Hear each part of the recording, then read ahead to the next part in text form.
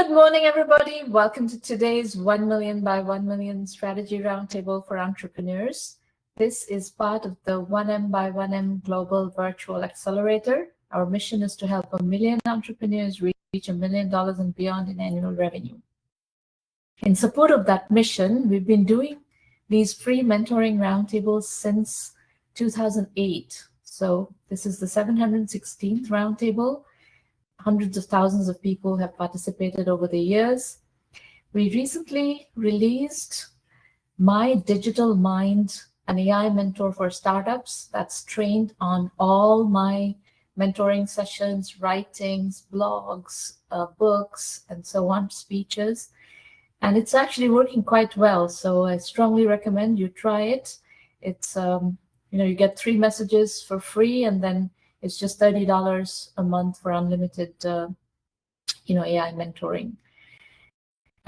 Today, we have 4 scheduled pitches. And remember, this is a safe working session.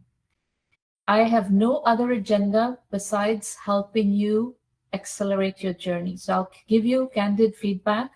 You decide what you want to do with the feedback, whether you want to accept it, do something about it, etc. It's really up to you, but it's your venture. So you decide how you want to process that feedback. We'll start with Parag Agarwal from Mumbai, India. Parag, please unmute your line and let's get started.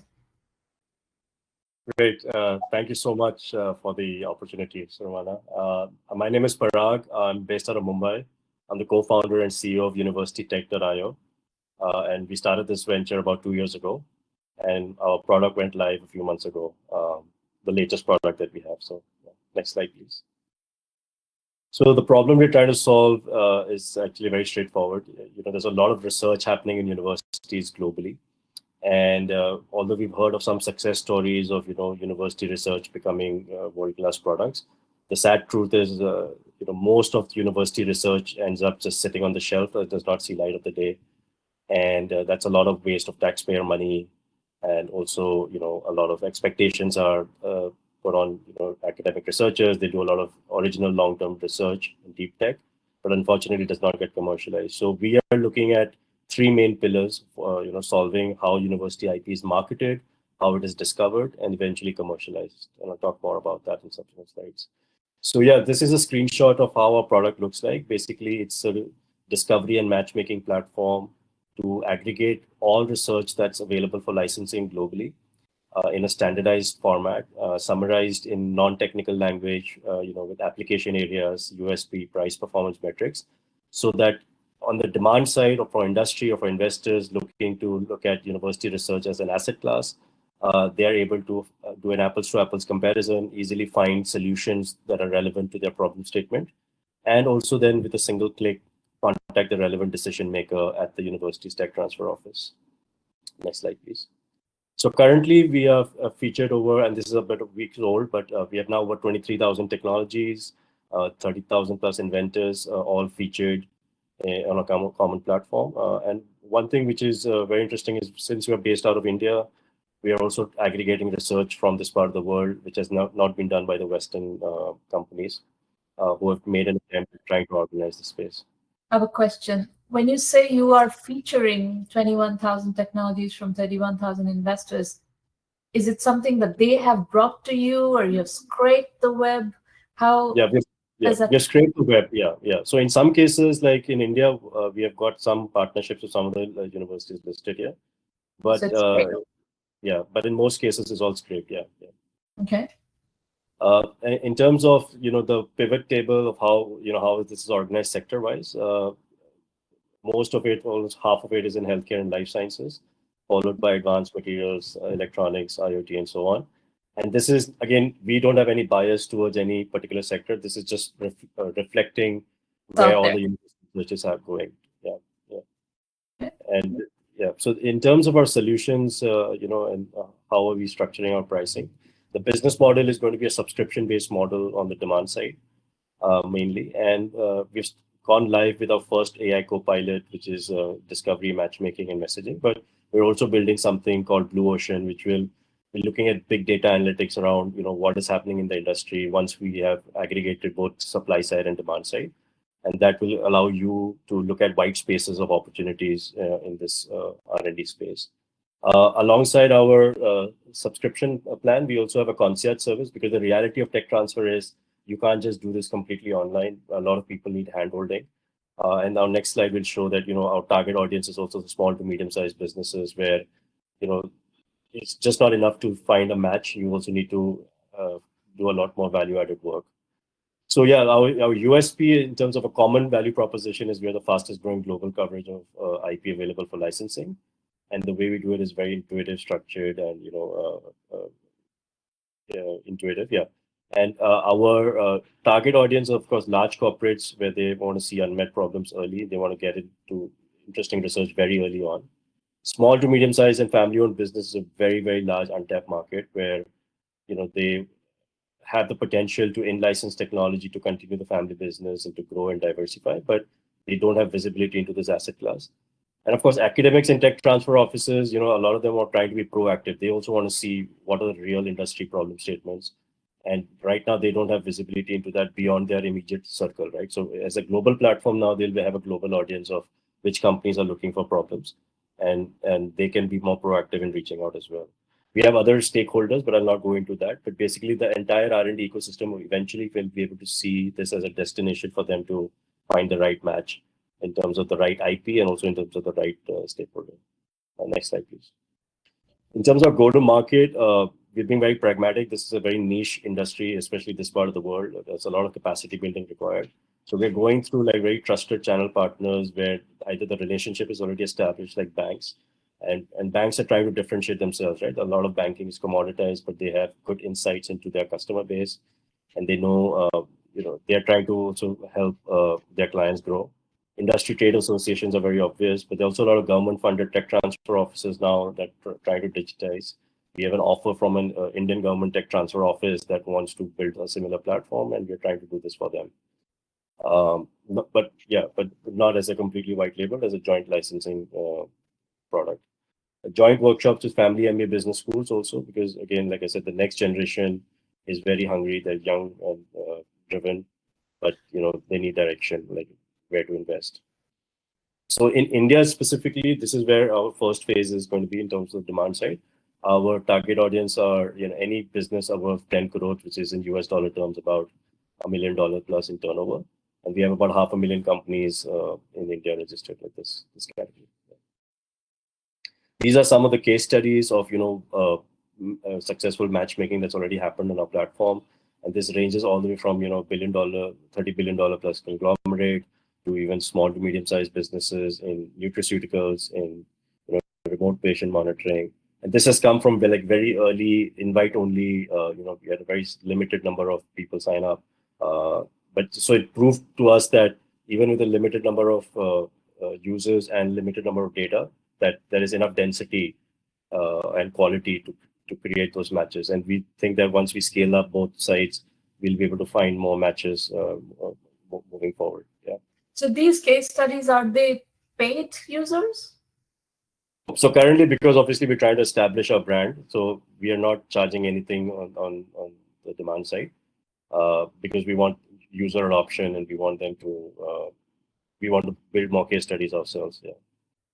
In terms of the team, we have kept the operations very lean. So I am the CEO of the company. I'm also leading product.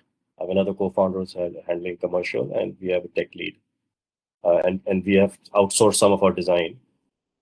In terms of our advisory board, yeah, we have a very stellar board and a few other people also who are not listed here.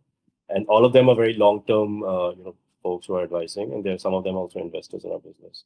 Final slide, I'll just talk about our positioning. So this was a learning for us. We initially started as an AI co-pilot for tech transfer, and then we realized the market doesn't care about your technology, doesn't care about your tool.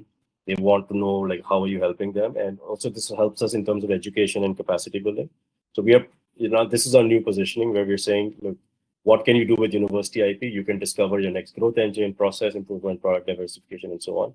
We identified 6 areas where these are business goals that business owners will understand. We are currently doing a bridge funding round for next phase of growth. There are different things that we're planning, not just with the current product, but in terms of market building. How is the company funded currently? So we were earlier, we were funded last year. We did a small round, and now currently we're doing a bridge round. Yeah. How much did you raise? And from what kind of investors? So we raised from angel investors, about 7 of them, six investors, 40 lakh rupees. That's how much is that? That's about $50,000 dollars. Yeah. That's on a safe? No, that was a priced round, and the current round is a convertible note at a discount. Yeah. See. Yeah. So what you're here for is fundraising then? Yes, correct. So especially like for strategic investors. So all of our investors so far are from India. We've had some people interested from Singapore and the US, but yeah, we want people to come into help us with this bridge round, which is 1 CR Indian rupees, which is about $120,000. Yeah, of which about 30% is already committed. Our existing investors are also putting in money. I think that kind of round, given your stage right now, needs to be friends and family investors, or the people that you are already working with, or people that you already know. The thing that's going to change that is, you know how you have these case studies, and start showing that these are, paying customers. Yeah, correct. Going to start changing your fundability and broaden the market from which you can raise money. That's right. Yeah. Do you have any other question? I like it. I mean, it's an interesting value proposition. The question that is on my mind is, are people actually willing to pay for it? Yeah. And what is the real ICP definition? Because I don't think we know that yet. You have some hypothesis, but we don't really know who is, likely to pay for this. And then you can create a go-to-market strategy once you understand what is the ICP. But this is a bunch of this and that. We don't really have a repeatable ICP defined yet. That's right. So we're going to put a payment gateway and a subscription plan and test it out in real world. What kind of personas and ICPs are actually subscribing, and that will give us the confidence that then we can go to our channel partners. Channel partners, I'm not sure if that's the best at this stage of the business. Channel partners is not how you get the maximum traction. You're going to have to go direct and close some deals. Channel partnership is a higher friction way to acquire customers. So my guidance to you would be to figure out a direct go-to-market strategy that gets you in front of a particular ICP that is ready to buy. Yeah. Okay. All right, let's we can talk more after I'm done with the other 3 pitches. Sure, thank you so much. To Dinesh Verma in Goa. Dinesh? Yeah, hi. I'm Dinesh Verma. I'm an ophthalmologist by profession, but I've got into the entrepreneurship game after quite a kind of struggle to leave my surgical practice. So the problem that I'm trying to solve is there are over 285 million people who have visual impairment, and 30% of that is in India, and we know that 80% of that is actually preventable or curable only if it is diagnosed early enough. But there is a real lack of accessible, affordable, early diagnostic tools which can make that happen. So India has a 10,000 crore rupee ophthalmology market, but it is underserved in villages and tier 1, tier 2 cities. So our products are we are a very early stage startup. We are incubating at the moment with BioCity Incubator in Birla Institute of Technology Sciences, Pilani, but based in Goa. And we have a working prototype of the first part of Chakshu, what we call as Chakshu S. S is for screening or subjective. This is basically a virtual reality based system, which is recreating an optometrist office where you go through the series of tests. So the person undergoing the test responds to each eye stimulus, which is like visual acuity, color vision, and we have developed three unique tests which can detect visual functional disorder earlier than it is possible by other means. The second part of that, which we are now raising the funds for, is Chakshu O, or objective, where we are incorporating a miniaturized camera into the device, which will take digital photographs, high resolution digital photographs of the back of the eye retina, and read it with an AI algorithm, which can detect conditions like diabetic retinopathy, age-related macular degeneration, glaucoma, and even there is research currently, which we haven't worked on, but it is available, where people have diagnosed Alzheimer's about 10 years before it is diagnosed by other means or before it presents clinically. So there are possibilities of diagnosing systemic disorders through retinal scans. And our third offering is way in the future, which is that we could use the same platform to actually provide therapies. But at the moment, we are not raising funds for that. Next, please. So basically, as I've already said, the early detection of retinal disorders mainly. The idea started with when I was working in England. I was carrying out very high volume cataract surgery. And I used to get patients, highly intelligent patients in the UK, coming to me having lost vision in one eye without realizing it. Most of those were due to age-related macular degeneration. And when you ask them, they did not know that the vision is getting poor. And you can't go to the optician, every day or every week. In UK, there is a system where every 6 months, if you have a family history, you can go. But this is what I thought. And I was already working on virtual reality simulation in Johns Hopkins University, where we were developing virtual reality simulators for eye surgery. So I thought, why can't we have a system where somebody can do their own eye test? It is like a digital blood pressure instrument. So just like before that was developed, you had to go to the GP to get your blood pressure checked. Next, please. So we are trying to develop this affordable. Yeah, please. Did you want to ask? Yeah, let me ask you some questions. What Sure. validation do you have that this product works? So we have done, for the first time, we have done clinical trials on students, not clinical trials, but trials for the students, where it has matched the standard visual acuity tests. For the second part, which is the digital photograph assessment, we are collaborating with the team in All India Institute of Medical Sciences, who have developed the AI algorithms for diabetic retinopathy, and now they are doing for AMD. In fact, only yesterday that team received the award for the best AI application in the AI conference in Delhi. So that part is separate from our device, but it can be linked to the device. So we are the only company that is developing a combined subjective and an objective test.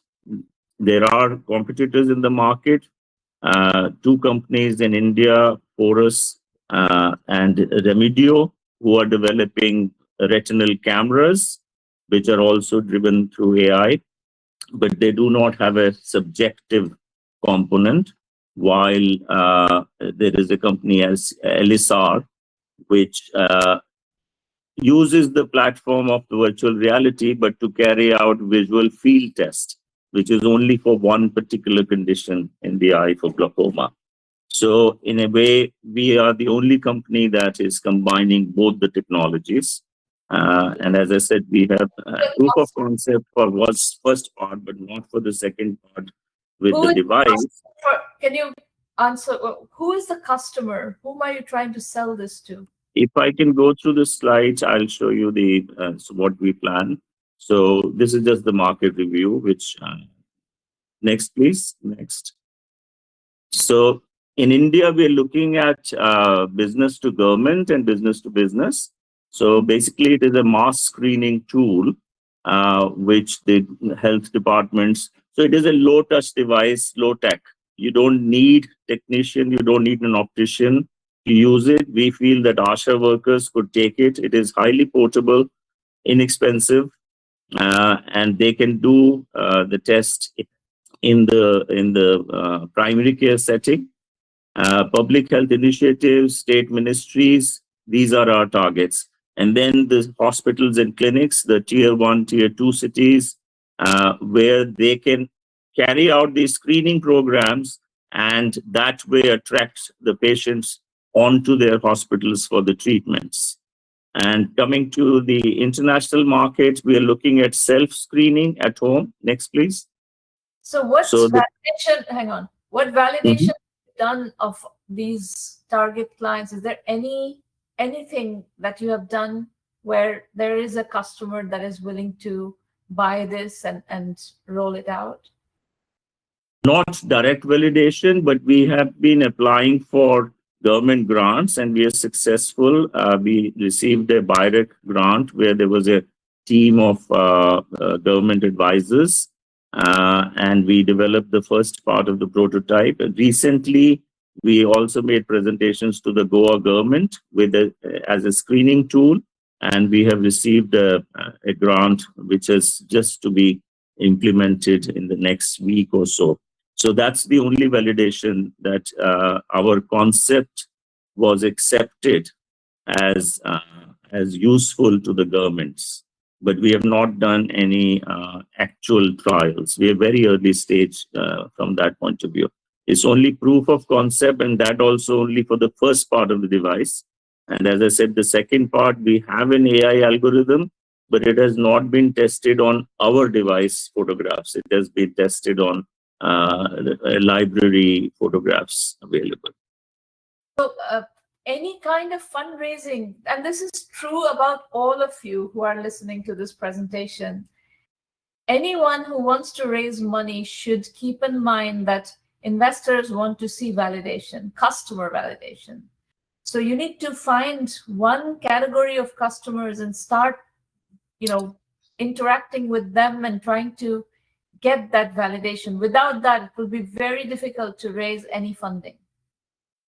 Okay, yep. So my primary advice to you is pick one piece of your target segment and go find customers. If you're talking about, government public health programs, well, find public health programs and go, work with them and find people who are willing to buy this. Or if it's, decision making in governments is not fast, as I'm sure you know. Yeah.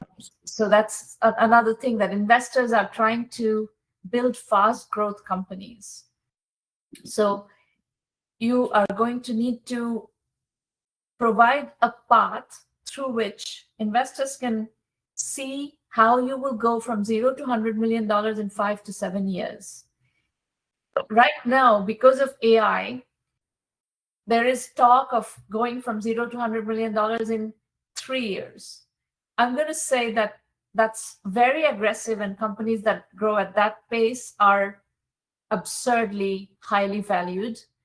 So let's just stay with the more steady growth, $0 to $100 million in 5 to 7 years. But even that is extremely difficult.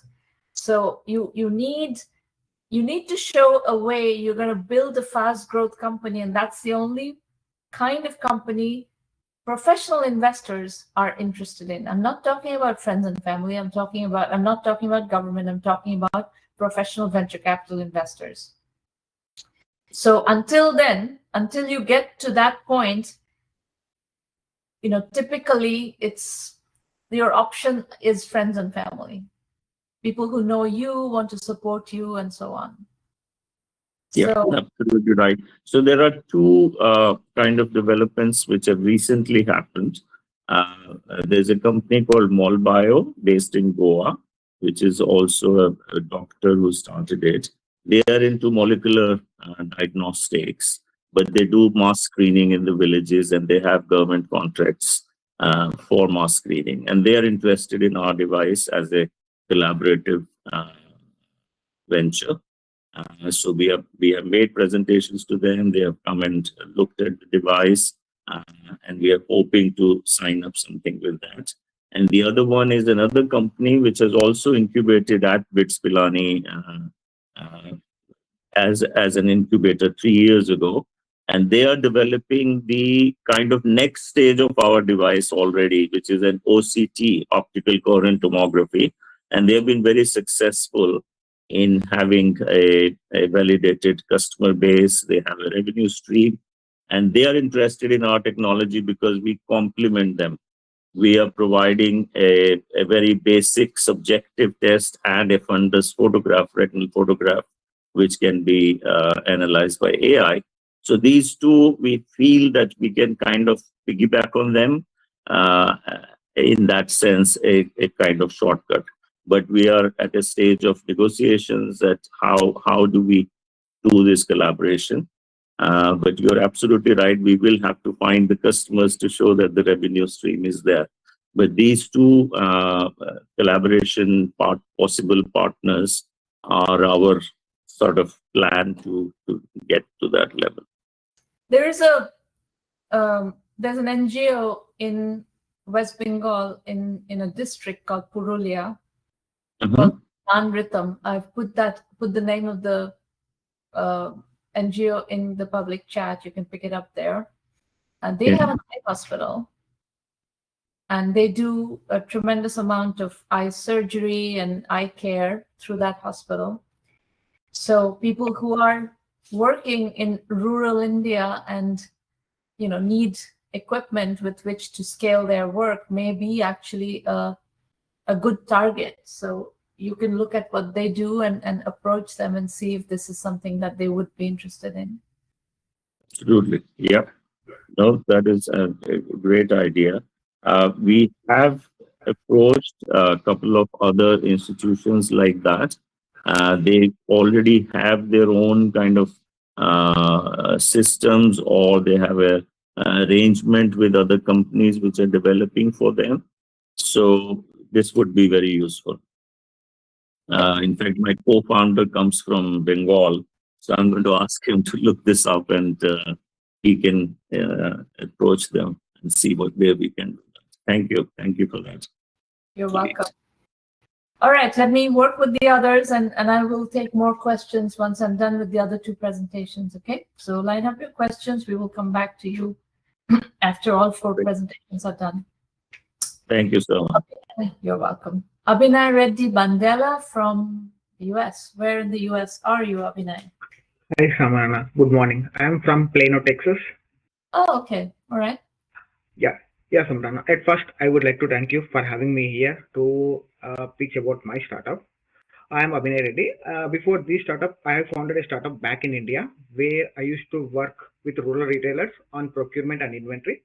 That's the same problem where I am trying to solve in a soft side, like in a SaaS side, which I have faced that, and also more retailers have been facing that problem. So here my product is Atheera. Atheera is an agentic inventory intelligence platform. The idea is simple. Here we tell the retail brands, we recommend the retail brands exactly what to reorder, how much and when, from whom, and also with a clear reason code behind every decision and also confidence. So here what I can say here is, now when it comes to the current retail teams, they have a lot of dashboards and reports, but when the time to place the reorder, they still needed to pull everything else and make the decision. That's the thing what we are trying to solve. It means we will be pulling everything else together, and we will be giving a recommendation, or else we will be giving a PO ready plan to them to just act on that. Then we can directly send to the vendor. Next slide, please. Here, the main problem would be the reorder decision itself, where the current retail brands are still doing it on based on gut feeling, or else based upon or else pulling all the spreadsheets together and checking the recent sales history and doing all the stuff, and they will be preparing a reorder chart, which leads to the either stock out or else under stock. And also there are certain tools which we consider like IMS, inventory management tools, where they shows as a dashboards, which means like they will be they literally act as a bookkeeping for their inventory data at different locations, but they don't tell to the customers what to do with that data, exactly what the what's the quantity of products that going to sell for next couple of weeks or else next couple of months. That's the main issue which we are which the current retail teams are facing. And as per the recent surveys, there is about like 20 to 25% of stock loss in sales, either due to the stock out or else the understocking. That's the main thing. That's the current retail teams which they are facing. And also, apart from that, even though the teams have a lot of data, it has been scattered with multiple systems, multiple ERP systems, and also spreadsheets and through the emails and everything else. But there is no unified platform which combines all together and to make the decisions. That's the main problem the current teams are facing. Yes. I have a question. Yes. So the customer base that you are interested in working with, is your assumption that they have an inventory management system already in place? I have spoken with more than 500 customers in the early stage, which they are like US based retail brands, mainly those who are selling on to the Shopify. Okay, the problem they are facing here is they are maintaining old sales history and the data on the spreadsheets. When the time comes, they need to pull everything together and they need to make the reorder decision. That's the main problem they are facing, which means like they are losing more than 20 plus hours every week to make the reorder decisions. One thing, and the other thing is by doing all these things, they are making the reorder decisions based on the gut feeling, which leads to the either stock out or under stock, which leads to revenue loss, which is of about 20 to 25% of their annual revenue. That's okay, hold on. Yes. So if I heard you correctly, these 500 customers that you have talked to are Shopify merchants, and Yes. they do not have an inventory system. Right now, they're working on spreadsheets. Not only the spreadsheet, there are a couple of dashboards like Coxy and also the Stocky, which is directly inbuilt from the Shopify. What the present tools are doing is they are just showing the numbers on the dashboards, what the inventory stock they have in the warehouse. That's what they are doing, and they are doing just the basic forecasting for next couple of days, which based on this full thumb rules, not at all like any ML models or anything else. They are just doing based on the thumb rules, and also they are moving hard coded values. I'm asking you something very specific. Yes. Is there an inventory management system, or is there not an inventory management system? There is inventory management tools which which act as a bookkeeping. Like they just shows the numbers of their current stock level. That's it. That's the only thing. What is that? What is the product that is in the 500 customers that you have talked to? What is the product that is showing up that you're going to have to work with? You're not going to be able to replace that product. You're going to have to interface with that product. What is that product? Like, see, when it comes to the like, there is a 3 levels over here. When it comes to the D2C and e-commerce brands, there are like certain products which is like Coxy and also like inventory planner, and there is an inbuilt tool for the Shopify which is known as Stockly. These are the main primary tools that I have been currently using.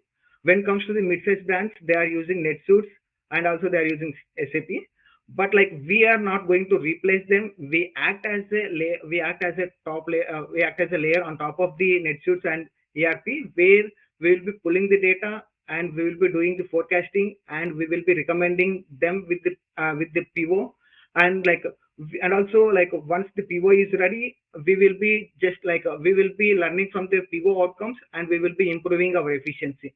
That's the main differentiator when it comes to the like present tools, where they act as a bookkeeping, where we are going to recommend the products to the customers, like recommending the reorder plans.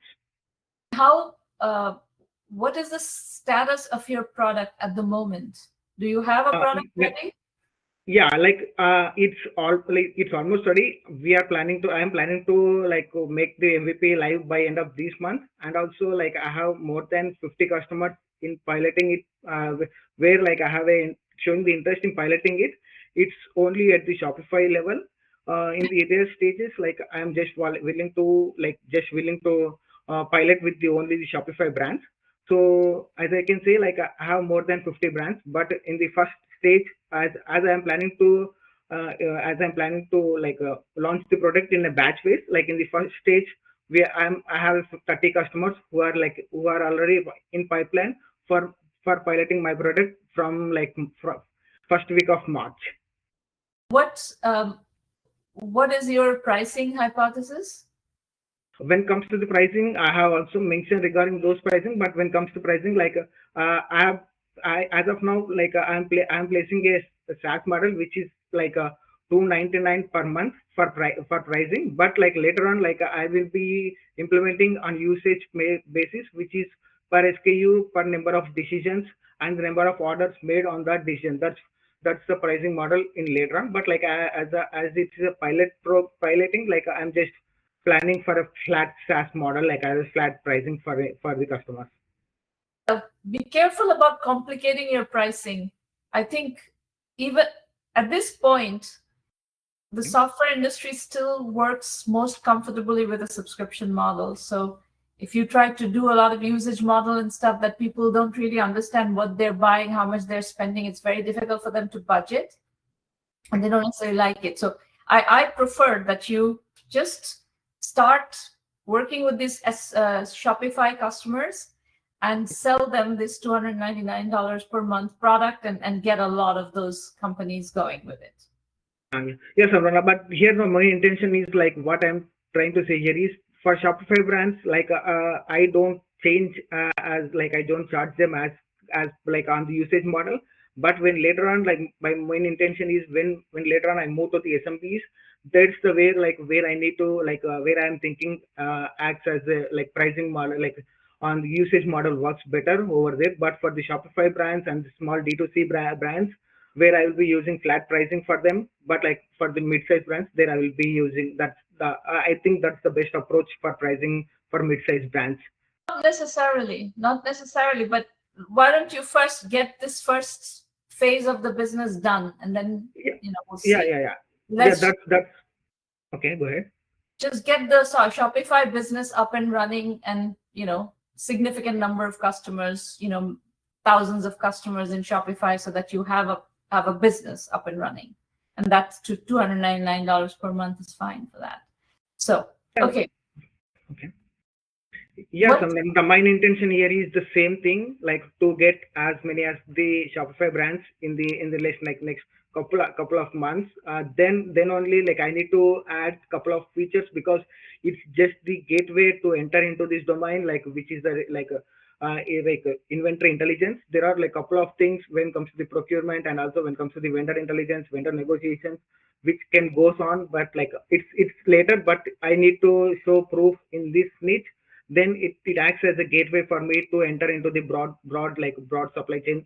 That's the main motto of this product, not only stopping at this feature, but like a more motto. But like here my main intention is to prove at this stage, at this level, so that then I can extend. That's the main motto. And also like I am particularly seeing only the Shopify brands in a particular niche for about 20 to 200 SKUs, and making the brands are making about like 2 million to 20 million and yearly revenue. My main target are those customers as of now. I'm just discussing with them. Then after acquiring certain amount of customers and after proving the product, then only I will be extending into the features, or else I will be extending into the different customer base. That's what I'm just planning. What is the bottom-up TAM of this Shopify customer base? Have you calculated that? Yes, when it comes to the TAM for the customer, only for the Shopify and the just like D2C brands, where it's only for the retail intelligence, it's of about like $8 billion, and it's an increasing about like 7 to 8% of CAGR. 8 billion or 8 million? 8 billion for the whole, like for whole SaaS products in this space. That's bottom up. Yeah, that's the current mark TAM for this SaaS product, SaaS space. Bottom up TAM? Bottom up TAM, I don't have the exact number for that. Just that's the reason I cannot tell the number. So you need to calculate the bottom up TAM for the Shopify market, because the question that you have on the screen right now is this investable stage, your bar. You're absolutely right, and I think you're quite, you're going in the right direction. So if you can figure out what is the bottom up TAM for this Shopify target market, and if it's substantial, then raising pre-seed with your first initial customer base that you are close to closing is viable. Okay, yeah, I got it. Yeah, I didn't think, because it's my I was not and mostly what I was thinking here is, even though the Shopify is my only one wedge, I didn't think much about the bottom of TAM in this space.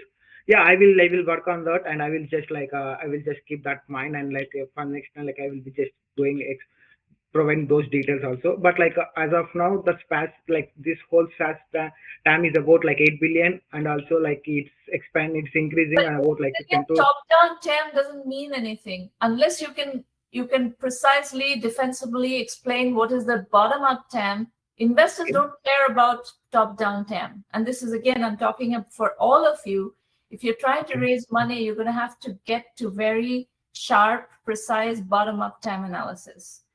And if you don't know how to do bottom-up TAM analysis, go to the 1Mby1M website, and you will find 1Mby1M Basic, which is our curriculum-only subscription. You can get that subscription and learn how to do bottom-up TAM analysis. You can use the AI mentor as well and get help in refining your bottom-up TAM analysis, but you have to get a very tight, precisely defined bottom-up TAM. Without that, it's impossible to raise funding from professional investors.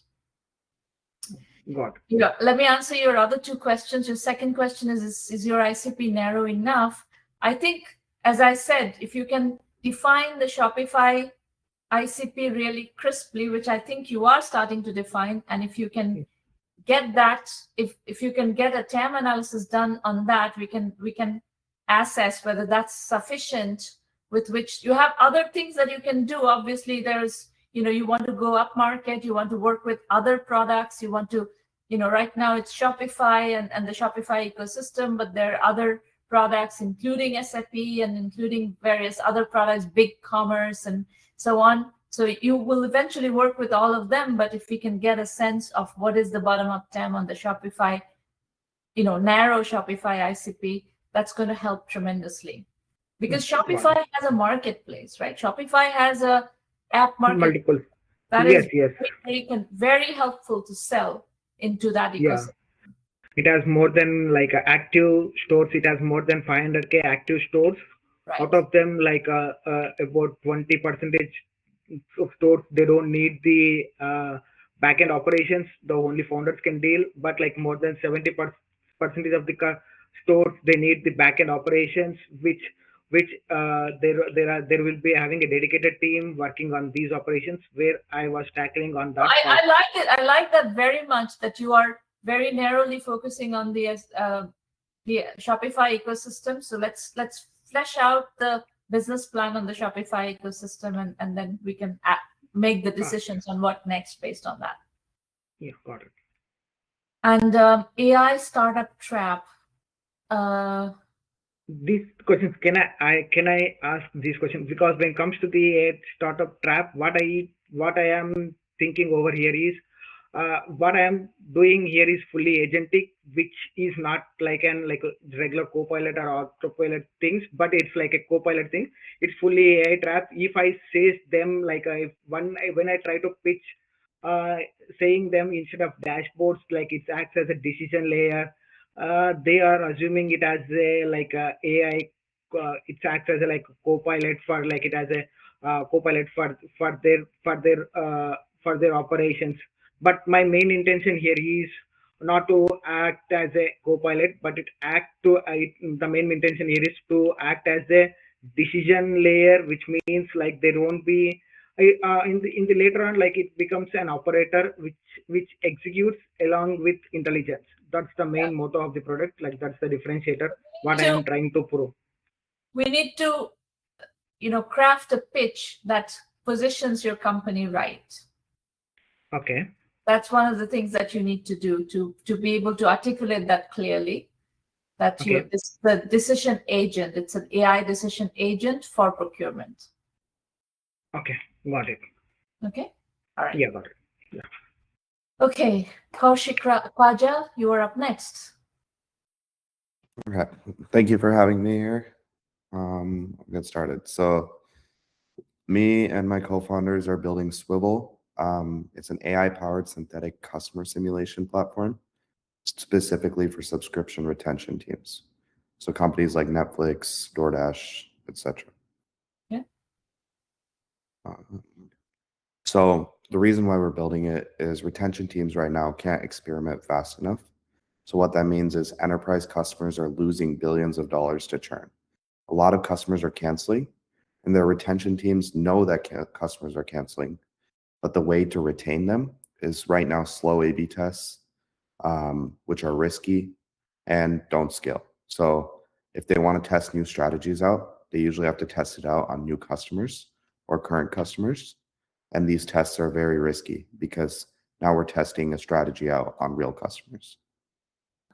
Kaushik, how did you come up with this particular problem? Do you have background in this domain?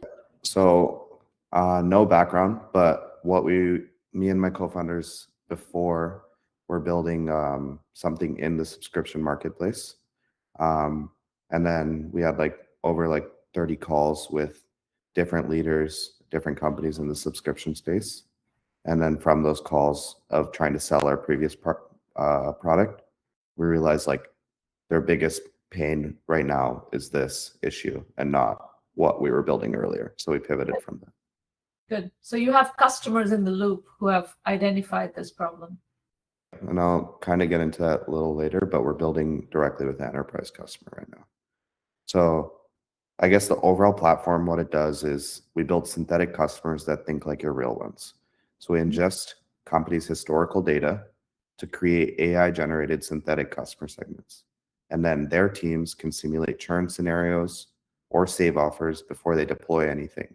And then those experiments can be run thousands of times within minutes rather than waiting for months to see results on real customers.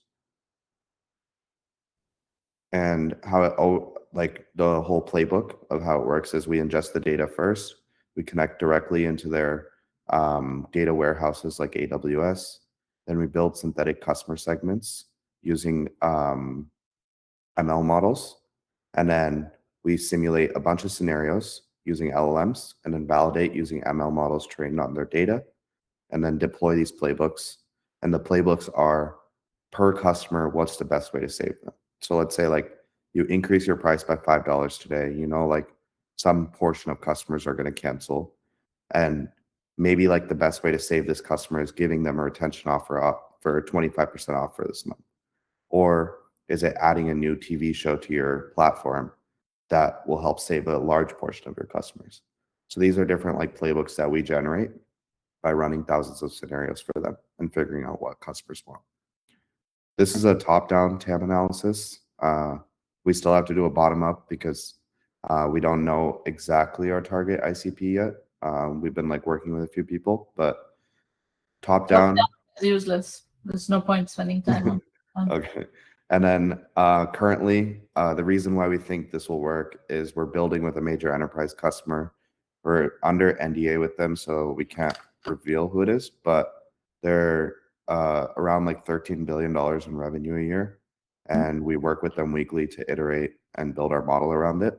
We don't have a contract in place with them, but we are doing a pilot program starting in March with them on their real customers. So our target value with this contract would be 3.46 million, and then maybe revenue share on top of that.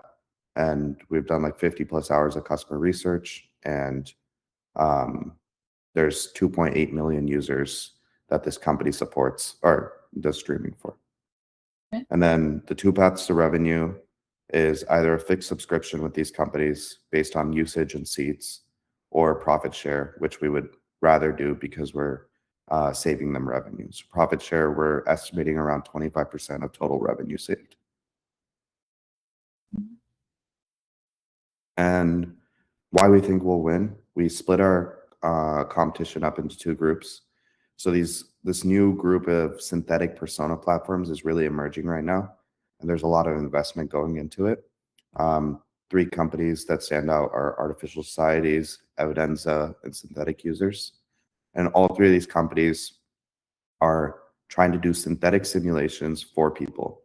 But these synthetic simulations don't have a trail of evidence. And what we realized with these enterprises is not only do they want to simulate stuff, but they really want to understand, why did we come to this decision? And this is what we're solving with our platform. We're giving them the trail of evidence. We're training on their data, keeping it all in-house for them, and doing automated workflows that are specific for them. Then the other set of competition is retention platforms. So these are very well-established companies that have been working with enterprises already. And retention platforms do have AI tooling in place to predict churn, but they don't do synthetic simulations. So what that means is they can't do recommendations on how to save a customer. So for enterprise companies that we're working with, they already know how many customers are going to cancel due to something happening, but they just don't know how to save them. So these current platforms aren't helpful for these large enterprises. Okay. And these are my two other co-founders. We all quit our full-time jobs in December, moved in together, and are working on this full-time now. Okay. And I guess our overall product, we're doing synthetic simulations for these enterprises. So it starts out with retention. So we're going to train on their data to understand how customers react and learn how to do retention for these companies. Second, we can start doing pricing simulations. So if they want to increase their price, they can test out pricing changes, bundles, packaging. And then at the end, our goal is to be able to do full synthetic customer simulations, which means they would be able to use our platform to simulate anything on their customers, whether that's acquisition of new customers, product UI, UX experiences, cancellation flows, competitive pressures, like if your competitor released a new product out, or people are going to cancel from your subscription to go there. And then our next steps here is, first is converting our current enterprise pilot into a paid contract. We believe that this one will definitely get the ground going, because there'll be a large enough value that we can go and get more engineers, and then hopefully we can expand with new engineers and BDRs to 7 to 10 enterprise customers. And then the final goal will be to build like full simulation models. So you're trying to raise money, yeah? I don't know if we're at the stage to raise money yet, because we don't have revenue yet, and we're betting on this customer to give us revenue. But I think we're trying to get into an incubator right now. So we've been applying to a few incubators like Y Combinator, because we think the incubator route would definitely be good with how early stage we are. Your presentation is very good. Thank you. What Y Combinator just closed, right? The applications? Yeah, we applied for this batch. Yeah. All right. I really like what you're doing, and I really like how you've pitched it. I would say my one feedback to you is two actually on the competition. Mhm. So Gainsight, yeah, we know Gainsight. It's a large company. We don't know as well churn zero, profit well, churn buster. What are the sizes of those companies? So when you present this slide, you have to explain a bit more about what scale companies are you competing with, and on the synthetic persona side, are these funded companies? What is artificial societies? How much funding do they have, or what stage do they have customers, etc. So I would like to, when you're on this slide, I would like to understand if I'm role playing with you from a investor pitch point of view or an accelerator pitch point of view. I would like to understand what is the scenario with the competitive landscape. That's number one. Okay. And my number two feedback is, it looks like none of you have enterprise software background. Is that correct? I did. You're at NASA. NASA is not enterprise software. At Kiewit. Kiewit is enterprise. It is enterprise? Yeah. Okay. And And then, what did you do there? At Kiewit, I did like applied AI for. Kiewit is a construction company, so I built like AI tools for one of their projects. You did software Yeah. work. Does anybody have experience of selling enterprise software? No, none of us have sold enterprise software. None of you have sold enterprise software. So, if you're talking about selling very large deals, right? This is a very large deal business. One of the things that you're going to need to figure out is either you have to convince investors that you can close those deals, and the only way you can convince is by actually closing. Mhm. Otherwise, you have to get someone onto your team who knows how to scale, who knows how to close large deals. Closing large millions of dollars worth of deals is not easy. Yeah. So Yeah, we haven't gotten into a negotiation stage yet, but I think it definitely will be difficult because we're asking for a large amount. It will be difficult. So that's something that experience is going to help. Okay. So I guess one of my questions was like, our product is viable for like enterprises of that scale, but also like small, medium-sized businesses like gyms, insurance agents, etc. business. These what? are totally different businesses. If you want to build an enterprise scale company where your business model is millions of dollars worth of enterprise software contracts, that's a very different business than selling to these small gyms and stuff like that. So those are totally different businesses, and those two businesses cannot coexist under the same umbrella. And in general, investors much prefer enterprise software deals. Okay. So yeah, we were thinking about maybe working on SMBs because it's easier to close some contracts. But it's not going to prove anything on the enterprise side. So just stay on the enterprise. Yeah, I think it's what you're doing is interesting, and it's if you are able to get attention from the enterprises, and if they're engaging with you, and you can get them to work with you and sell to them, that is a much more attractive business in general than these little gyms and stuff. Mm. And selling to gyms is not going to convince anybody that you can sell to enterprises. And there is a big question mark whether this team is going to be able to close large enterprise deals. That's the pushback you're going to get. Okay. And what would you recommend, like investment-wise? Do you think incubators are the route to go, or can we start looking for pre-seed? I think you can look for pre-seed. Okay. Is it smart to look for pre-seed right now? It really depends on. I actually like if you have this customer, this enterprise customer that you're far along with, if they're willing to talk to investors, because investors are not going to invest without talking to at least one customer. Yeah. In the case of enterprise customers, you have to let investors talk to your anchor customer with whom you're designing the product.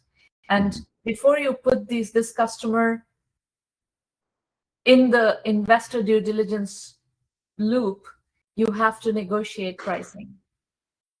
Okay. So if your hypothesis is that this enterprise customer is going to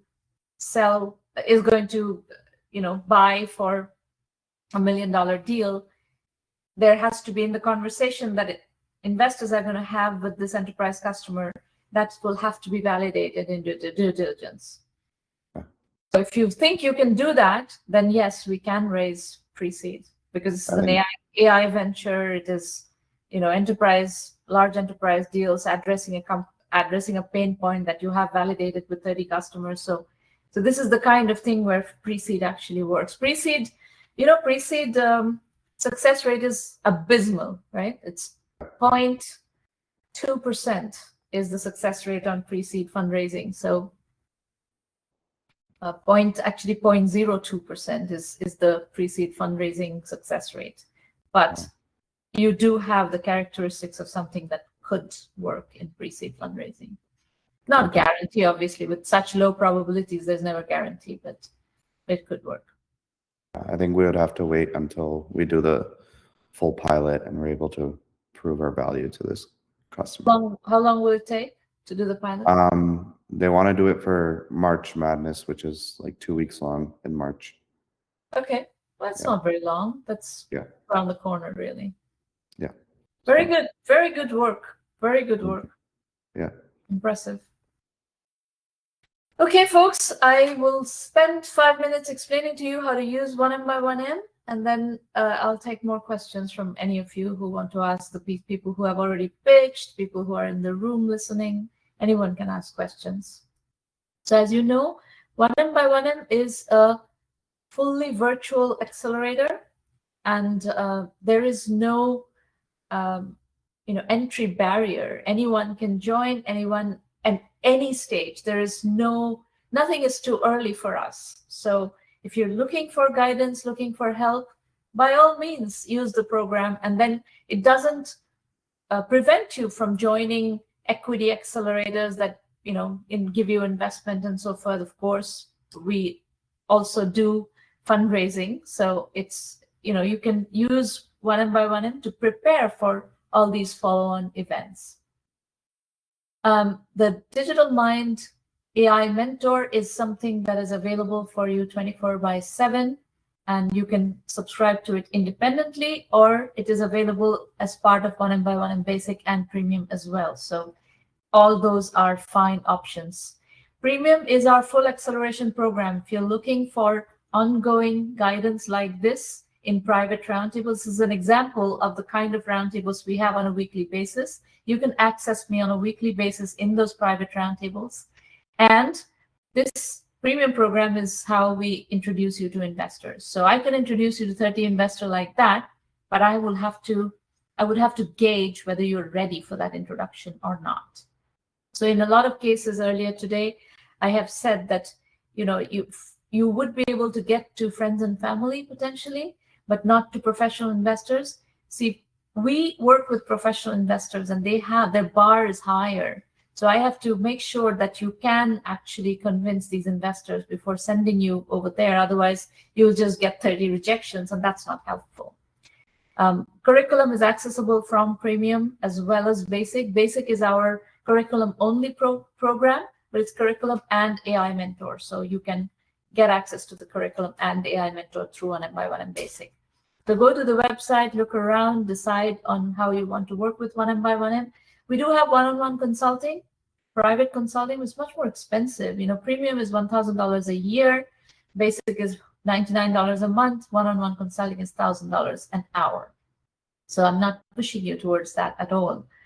Upcoming free roundtables, basically every Thursday we have roundtables, and you're very welcome to join any of these. You get to pitch for free at one free public roundtable. After that, to access me for ongoing mentoring, you need to be in the premium program. And you can acts as the curriculum and the AI mentor otherwise as well through basic and standalone AI mentor access. It's just the in-person mentoring like this is something for which you're going to need to be in the premium program. Okay, if any questions, if you have any questions about the 1M program, any of the pieces of the program, Irina Patterson on our team is your contact, irina@1mby1m.com. She'll be happy to get on the phone, WhatsApp, whatever with you. So that is it. I am happy to take more questions and, you know, work through whatever else you want to work through. We have a bit of time still. Anybody? Yes, no? I did have one question. Yeah.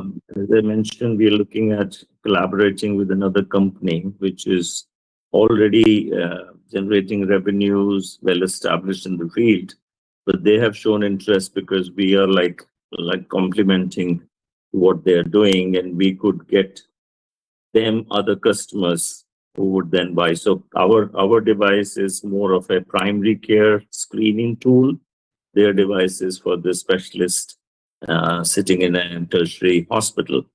How is there a formula that we can come to? We have our own IP.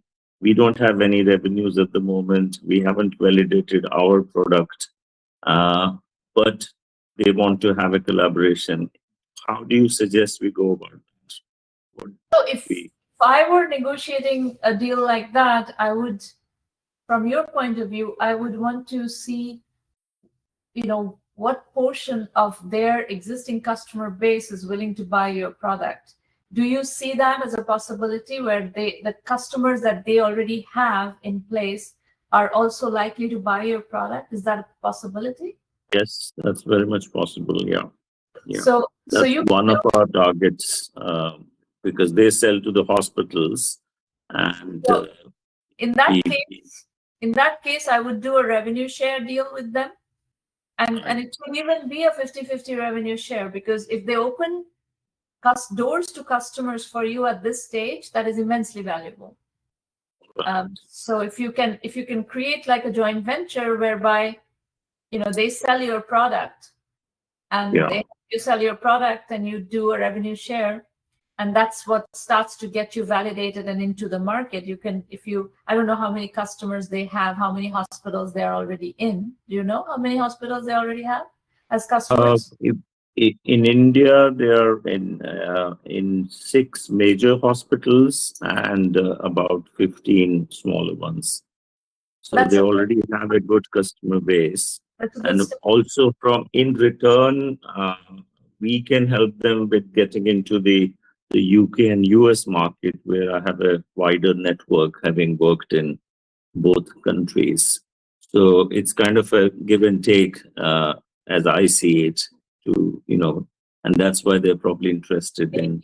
Because you don't have those customers yet. Can you sell your product to those UK and US customers? No, not my product, but along with their product. So both together, in the sense, because we're complementing. One is a screening tool, other is going on to the next stage. When somebody is found to have a problem, then they would need to do an OCT test. So it's a kind of... I would focus on how to get your product to the market through their channel. Right. That's the first order of business. First priority should be to get your product into these major hospitals and smaller hospitals, and just start generating revenue and start seeing real validation whether customers are, you know, willing to invest in your product. Makes sense. Thank you so much. Very useful. Thank you. Very welcome. Anybody else? Any other questions? One question I had was, do you have advice for getting into incubators? Yeah. Like things like Y Combinator, A16Z, speedrun, stuff like that. The best way to get into A16Z is not an incubator, right? A16Z is... They have the speedrun incubator. The best way to get into those incubators is through their alumni. Yeah. So look for alumni who in your network who have been through those incubators and go into there. Yeah, we got a recommendation the last time and we didn't get an interview, and then this time also we did a recommendation. Well, and also probably you were too early. You know, incubators have become very, they're not really incubators, they're accelerators. They're looking for validated businesses. Mm-hmm. So that's one of the things that we do well is we don't have any gates. We don't have any filtering. We let you come in whatever stage you are, and then we help you through the process. And so some of what we do can get you into incubators downstream as you mature. But if you apply too early to incubators these days, the equity incubators that are going to give you money, they're basically venture funds. Mm-hmm. Y Combinator is basically a venture fund. Techstars is a venture fund. Mass Challenge is a venture fund. Alchemist is a venture fund. These are all venture funds. Mm-hmm. So for venture funds to be able to be willing to give you money, you have to have significant validation. Mm-hmm. Okay. All right. Anybody else? All right. I am going to